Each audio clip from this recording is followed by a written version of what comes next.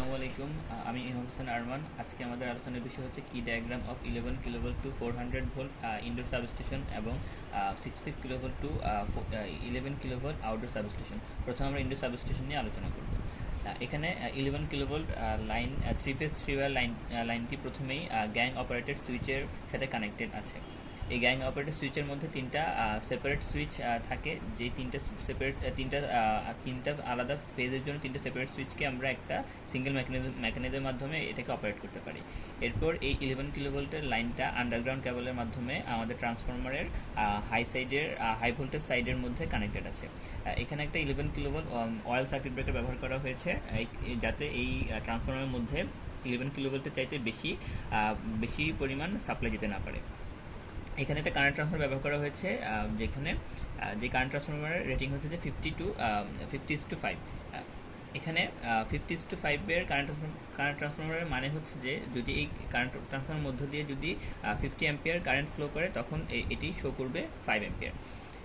এরপর এই step down ট্রান্সফরমারের থেকে এই কানেকশনটি নেওয়া হয়েছে আমাদের একটা ওসিবির সাথে, এবং তারপর সেখান থেকে ডিস্ট্রিবিউশন সাইট শুরু হয়েছে।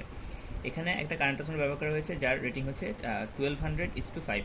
এখানে দেখা যাচ্ছে যে এখানে রেটিংটা বেড়ে গিয়েছে, আগে ছিল 50:5, এখন হচ্ছে 1200:5।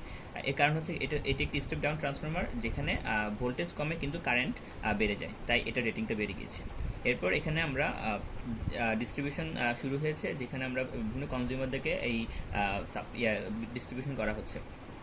এখানে আমাদের প্রত্যেকটা কনজিউমারের সাথে একটা করে অয়েল সার্কিট ব্রেকার ব্যবহার করা হয়েছে, এবং তার সাথে একটা কারেন্ট ট্রান্সফরমার ব্যবহার করা হচ্ছে, যে কারেন্ট ট্রান্সফরমার রেটিংটা হচ্ছে 200:5।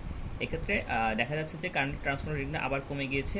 এর কারণ হচ্ছে যে এটি যেহেতু মেইন কারেন্টটি এখানে ডিভাইড হওয়ার কারণে কারেন্টের পরিমাণটা কমে যাচ্ছে, তাই এখানে কারেন্ট ট্রান্সফরমার রেটিংটাও অনেক কমে গেছে। এখানে এখানে যেই সার্কিট ব্রেকারগুলো ব্যবহার করা হয়, এর মাধ্যমে আমরা কনজিউমারদের প্রোটেকশন আমরা দিতে পারি। এখন আমরা দেখব আউটডোর সাবস্টেশনের কি ডায়াগ্রাম।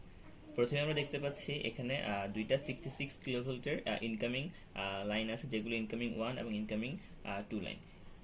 এই দুইটা ইনকামিং লাইন আমাদের বাসবারের সাথে যুক্ত থাকে বাস কাপলারের মাধ্যমে, আর এই বাস কাপলার হচ্ছে একটা সার্কিট ব্রেকার আর হচ্ছে আইসোলেটর নিয়ে তৈরি হয়। এখানে দুইটা বাসবারকে দেখানো হয়েছে, যদিও টোটাল 6টা বাসবার থাকে, কিন্তু আমরা এখানে দুইটা বাসবারকে নিয়ে আলোচনা করছি।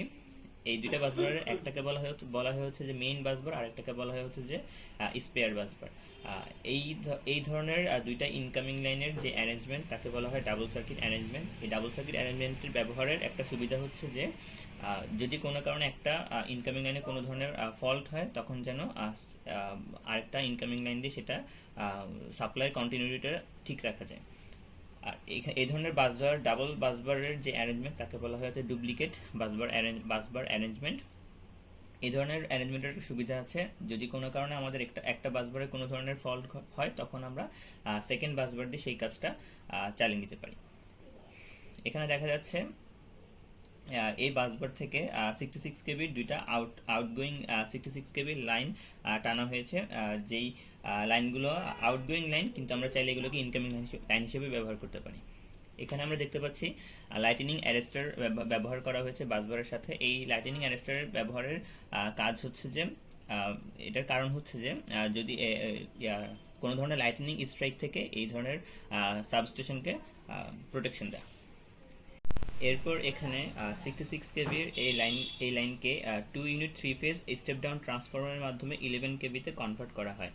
এই দুইটা স্টেপ ডাউন ট্রান্সফরমার আলাদাভাবে 11 কেবি বাসবারকে সাপ্লাই দিচ্ছে।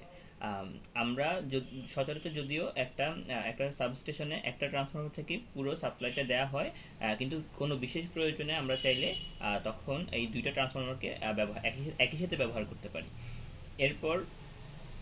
এরপর এখানে এই ট্রান্সফরমারের এই সেকেন্ডারি সাইড থেকে 11 কেভি এর যে বাসবার রয়েছে, সেখান থেকে মূলত লোকাল কনজিউমারদেরকে পাওয়ার ডিস্ট্রিবিউশন করা হয়ে থাকে।